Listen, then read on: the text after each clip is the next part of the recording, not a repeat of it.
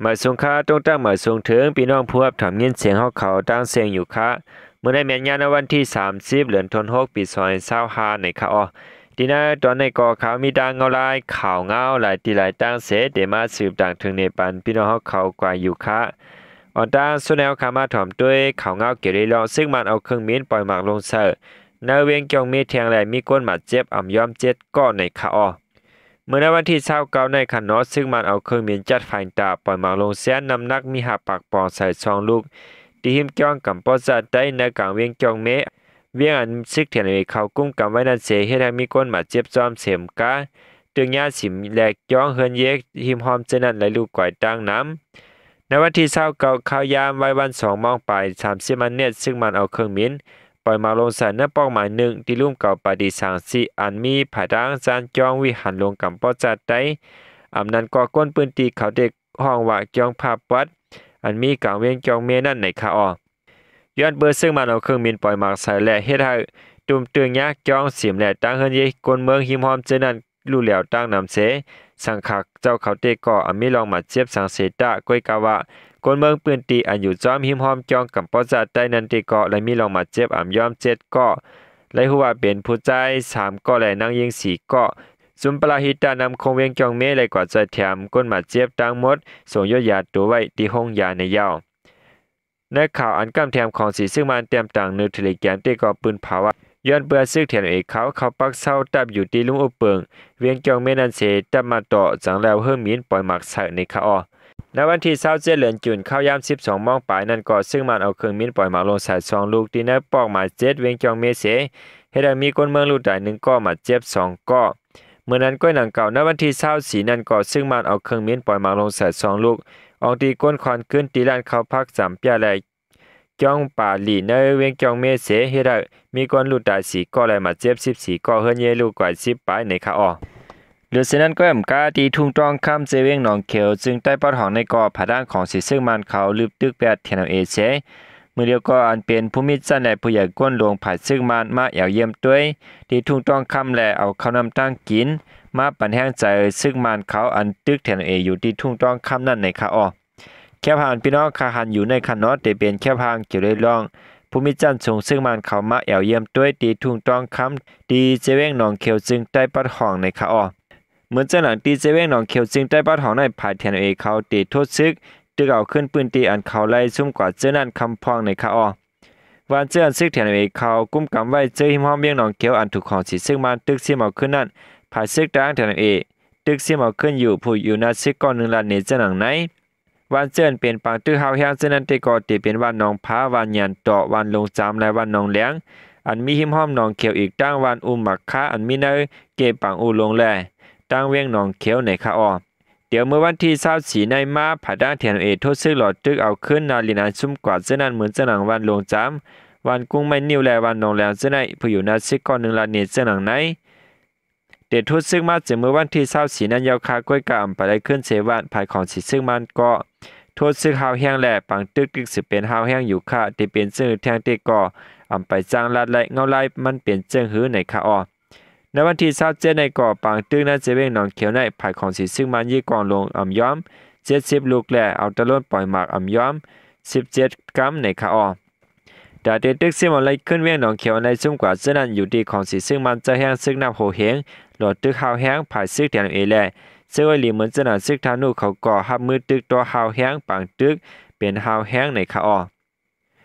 ย้อนปางตึกมีจำเวียงหนองเขียวแหล่เฮ็ดให้ก้นวานอันมีหิมห้อมเวียงหนองเขียวไหลเวียงหนองเขียวเจ้าไหนไหลอ่อนกันเงื่องปลายเพปังตึกนับโหเหียงมันไหลหูจอมเจ้าหนังในคา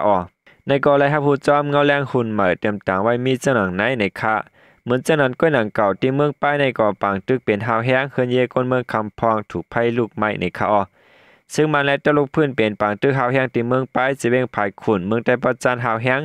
ย้อนยื้อป้าหมากลงแลเฮ็ดให้เฮือนเยก้นเมืองคำพองลูกไม้เป็นไฟที่เมืองป้ายในตับลูกพื้นเขากุ้มทิ้งไหล1ปีปลายปุนตาตึกเสียมเอาไหลขึ้นเวียงเมืองป้ายในเสียซึ่งมันเอาแห้งซึกตั้งนำโทษซึกหลอดตึกแล2ภายเป็นปังตึกกันหาวแห้งไว้อยู่ถึงมาวันที่29ในก่อภายซึ่งมันแทรกเครื่องลงยื้ออำถาดก้นปืนตีลาดว่าเมื่อเข้ายามกลางนั้นหมากลงตกใส่ตั้งไหนยาวคาขึ้นก็ไผไหม้หมากลงตกมาในวันตั้งหน้าหมอก้อยกะ เตรียมไปทับกันด่านเมืองกลางนั้นยาวค่ะหรือเช่นนั้นณวันที่26นั้นก็ปางตึกที่เมืองป้ายในดับซึ่งมันปล่อยหมากอันมีกล้องนั้นแทง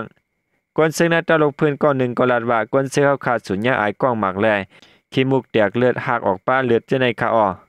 ปุ่นตาเตซิมเอาขึ้นเมืองป้ายเสดับซึ่งมันเอาแห้งซึ่งมหาปากก็เพชรสายซึก2สายเสทุซึกเข้าตึกยาวก่อยิ่งหมากลงแลเอาเครื่องตะล้วนปล่อยหมากซอยแทงในขาอ้อปนมาวันที่8เดือนธันวาคมนั้นก็ย้อนปังตึกเฮาแห้งและตลกพื้นไล่ปืนเผาเตปื้อเส้นตั้งลงเมืองป้ายอ่ำฮู้ว่าเตปืนขึ้นเมืองแล้วในขาอ้อ10เซนแนวคามาถอมด้วยแทงเงาลายข่าวเงาตีในเมืองไทยคานอเกี่ยวเลยลองจอมพ่อลงเมืองไทยมอบปันไว้ไทยเจ้าคือตีเกียงไฮ้ลาเทศเฮาเยาภายใน5วันในขาอ้อในวันที่28เดือนธันวาคมในจอมพ่อหลวงเมืองไทยนางสาวแพทองทานศินาวัฒน์และดังจุมพ่อหลวงอีกดังภูมิปุณพรเขาลงปืนตีเสดอนเกียงไฮ้ด้วยเยี่ยมปันแห้งซอยแถมผู้ทบเพนำท่วมเสียมกากว่ามาปันไว้กับตัวหมายพังไทยตามตีก้นเจ้าคือเจอไหลหับเป็นก้นไทยในยาวจอมพ่อหลวงเมืองไทยนางสาวแพทองทานมาถึงที่ห้องหอปังกุมห้องเห็นเมจันวิทยาคมที่เวียงเมจันเกียงไฮ้มัวปันหมายพังไว้กับตัวไทยตามตีก้นเจ้าคืออันได้หับเป็นก้นไทยตัด21เกาะวันไหนนายชาลินทองสุขผู้ก้อนเจดอนเจียงไฮ้หับดอนจอมพ่อหลวงและภูมิปุณพรเขาเสลัดว่าตีเจดอนเจียงไฮ้ในอันไปไล่หมายพังไทยมีกว่า 137,000 เหง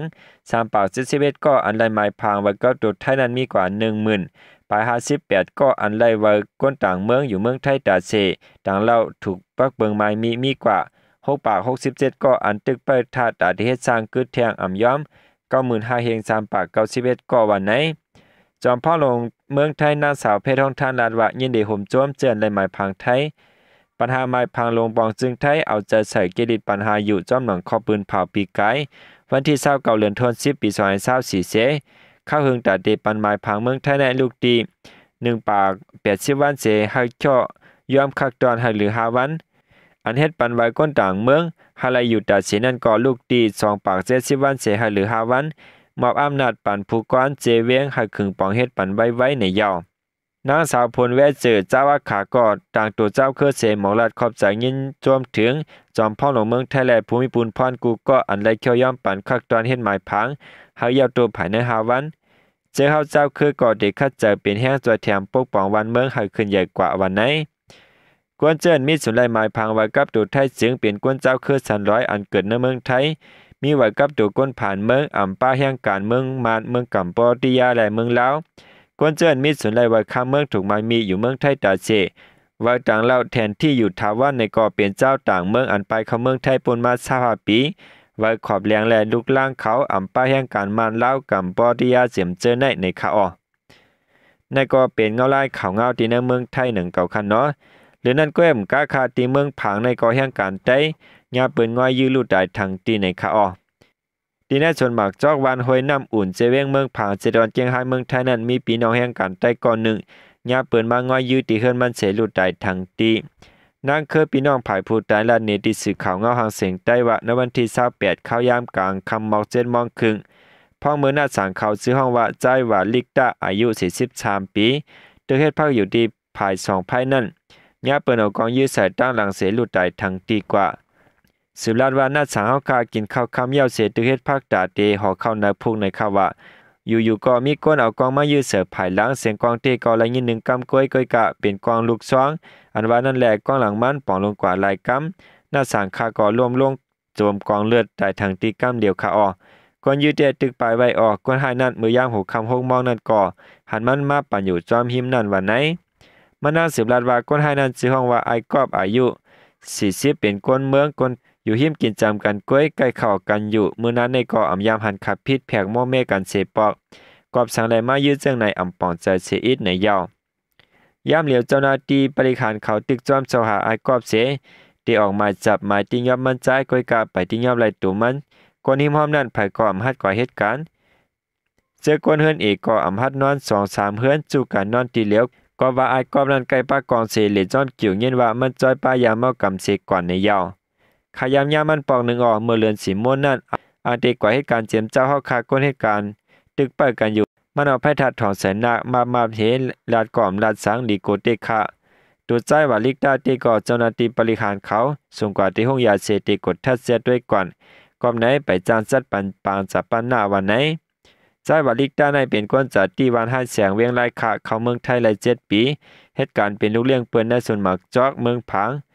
มือมันเสียงกว่าในขึ้นไว้มีนางและลูกล่าง3เกาะในคาออเงาในกอเลยปืนมาดินาสีขาวเงาหางเสียงใต้ออกขาวไว้มีเจ้าหนังในคาออกำลังสูดยินโจมนับอย่ามากงมุนถึงพี่น้องผู้เข้ามากำแถมปันแห้งขาวเงาเขาตั้งเสียงอยู่คะนังฮือเตรียมรถห้ามขาวเงาหมักอันเฮาคาเตมาอันเฮาคาติดต่างปันแทงกูว่านั่นไหนแคนต่อจอยเน็กไลเน็กแชร์และเน็กสับสักไข่ไว้ปันแห้งอย่านำเสกำคะมาสูงต่างเสียงคะ